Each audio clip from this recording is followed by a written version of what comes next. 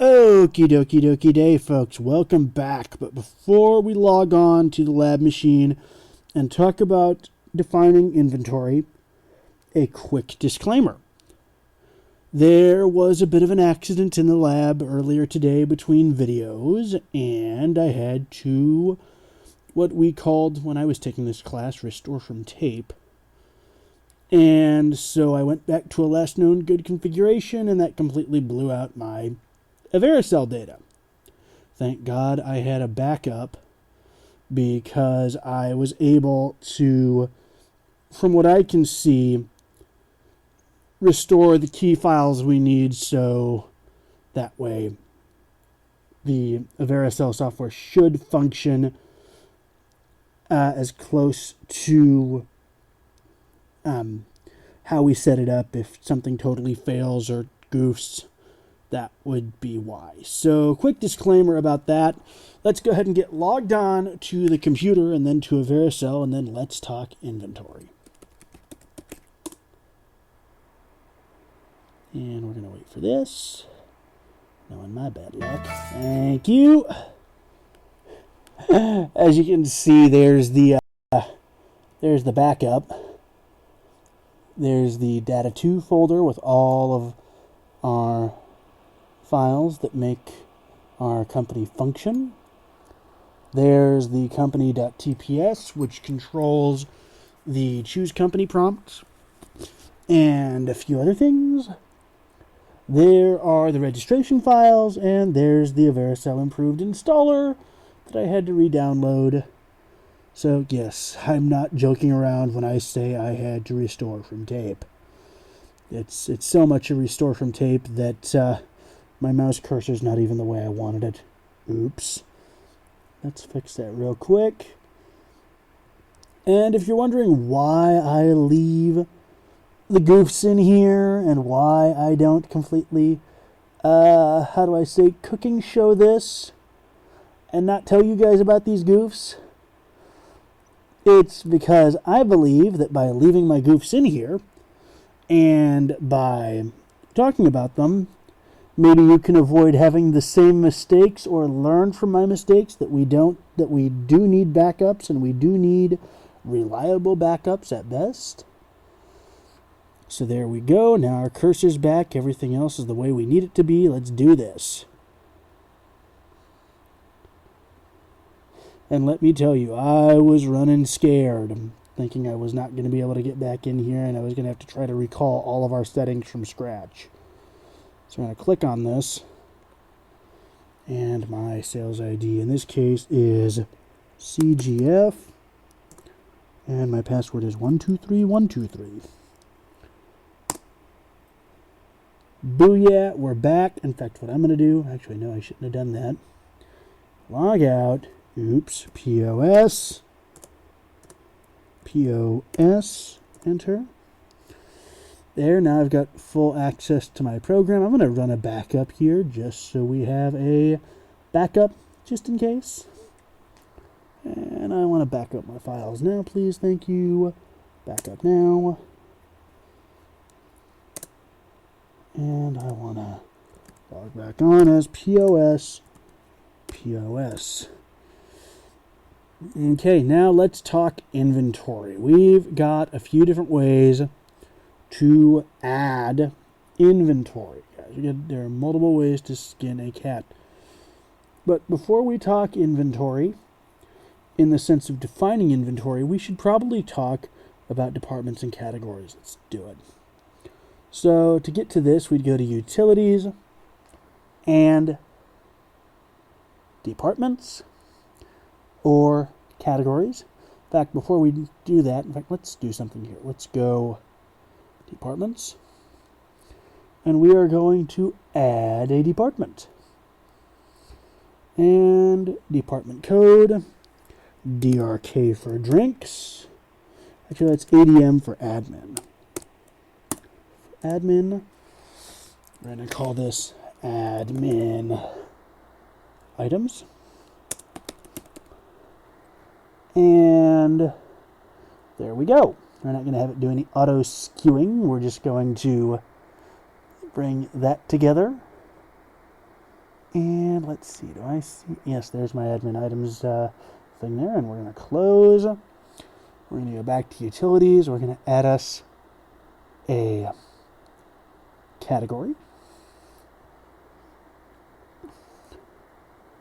And we're going to call this unposted. Oops. So we can type UNPOSTED. And we're going to call this, we're going to put this in the text category of merchandise. Make it functional. And we're going to do markup. And from cost, the suggested retail markup is going to be, I don't know, 20%. I know that's kind of a ridiculous markup, but we're going to do it anyway. This is a lab. Our price, we're going to cut that markup in half. Employee price, we're going to size that markup down even further. And managers get it at cost. So boom, there we go. And then if we click over here and kind of goof around in our options, you can see we have all kind of fun stuff, such as setting age verification options. Remember how we set that in our station setup. We can post things from this account or from this category to different GL accounts. We can do global pricing, which means automatically set. So for example, if we had a pencils category and we wanted to sell all pencils for $2.95 for a pack of 5, regardless if they were red or green or what price the system calculated it as, this would be how we'd do it. And selling prompts, so if we needed to plug in something like a flight number or an employee number to go along with this, we could. Screen is we can change, instead of the wording primary SKU, we can type in barcode. Instead of long description, we could type in something along the lines of just primary description. You know, we can change these things around to make more sense. Web, we're not going to be covering in this class. You can read more in the help file about that if you want. User-defined fields. We will talk about these in another module, but just know that in the category, this is where you set these up, is in the options. And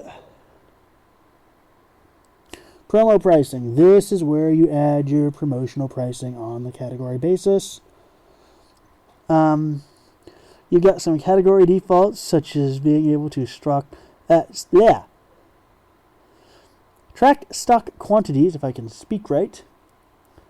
How do you sell it? So, like, let's say this was a category of services and you build by the hour. You could say sell by hour, order by the each, or by the hour, or by the case. Stock per order, so how many units sellable go into one order. Commission percentage and default sales quantity. So if you sell them in a 2-pack, but you get, I don't know, 50 in a case, you have 25 orders, and you could say sell 2 per thing there, per order. Ask for the quantity when selling. Pretty self-explanatory. Ask for the price when selling. So let's say customer gives you $10 and gas is sold for $2.50. How many gallons of gas does that customer get for $10? Post-internet goes along with e-commerce, which we will not be covering in this class. Prompt to read scale. So if you sell it by the weight, you put it on the scale. It's going to pop up and say, hey, what's the scale say? How much? And then it'll calculate your price from that. Calculate quantity from the selling price. Allow food stamps. So if this was like food or drinks or something, we could stick that in there. And I'm about ready to kill that cat. And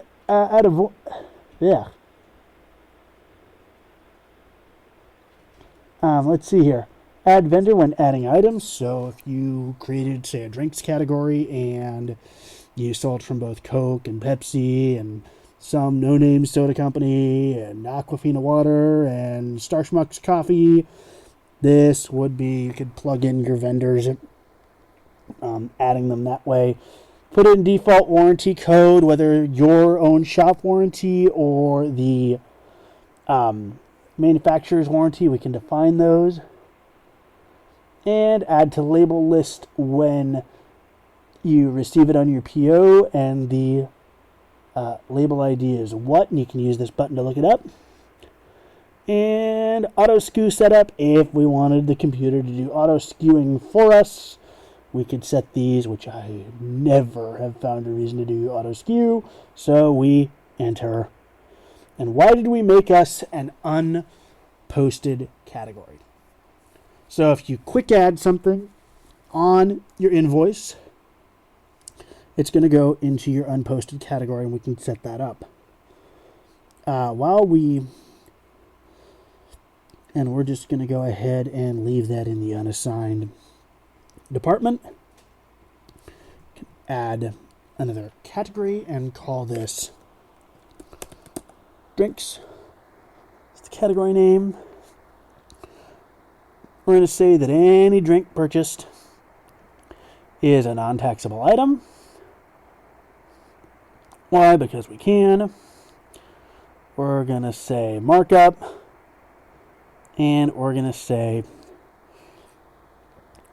suggested retail says that we should mark this up by 15%. Our price, we're going to mark it up by 10%. Employees get an even deeper discount, 5%. And managers get it at cost. And then we can jump over here and look at our options again. And I'm looking to see what I need. So we want to do, let's see, is there a vendor SKU equals my SKU? No, there's not. So we're going to OK to that. And then we're going to add another one of these called software.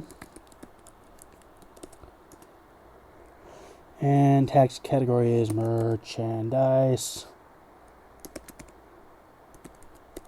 Let's hope yes I did. I'm going to mark this stuff up. Suggested retail markup of 15%. Our price, mark it up by 10. Employees get an even deeper discount by saying mark it up by 5. And managers get it at cost. Then we're going to OK to that. And then we're going to add us another one of these called hardware. And OK, and we're going to say that that is a taxable item by saying merchandise. Once again, 20%. No, 15, 10. 5, and managers get it at cost. Okay, and what we're going to do is we are going to looking for defaults. Here it is. We are going to say, can let me do it. Can let me do what I want. Okay, no, it's not. We're going to go ahead and leave that the heck alone. We're going to go back to our drinks category. We're going to go to defaults. And we are going to allow food stamps. Why not? So OK to that. Okay there. Okay, we're good to go. And then we are going to add an admin category, and I will cover this when we cover gift certificates. Admin, and this is a non-taxable thing. We can adjust tax later if we need to. So go. Then leave all of these at 0. Do not track stock quantities. And ask for price when selling. And we'll just leave the rest of this alone. Then we will, okay. And then we will assign our newly created departments to some categories. Or newly created categories to departments. My bad. I always goof this, I swear. So we do this by selecting merchandise. And we say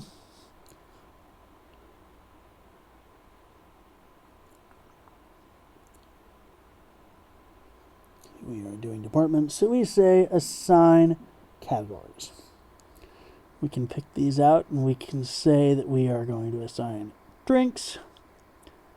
And we're going to assign, let me zoom in on this so I can see what I'm doing. It would be bad if we assign this wrong. We're going to assign drinks. We're going to assign hardware, software, trade-in, and taxable items to this department. We're going to select them. We're going to click on where it says Departments Admin Items, assign category, and say Admin, select, and we're going to leave Unposted as Unposted. Okay, great. We've got those all set up. Now, let us now go to the next video where we are going to be talking about actually adding inventory. And then we will then ring a few transactions and we'll go have some fun. So let's do this.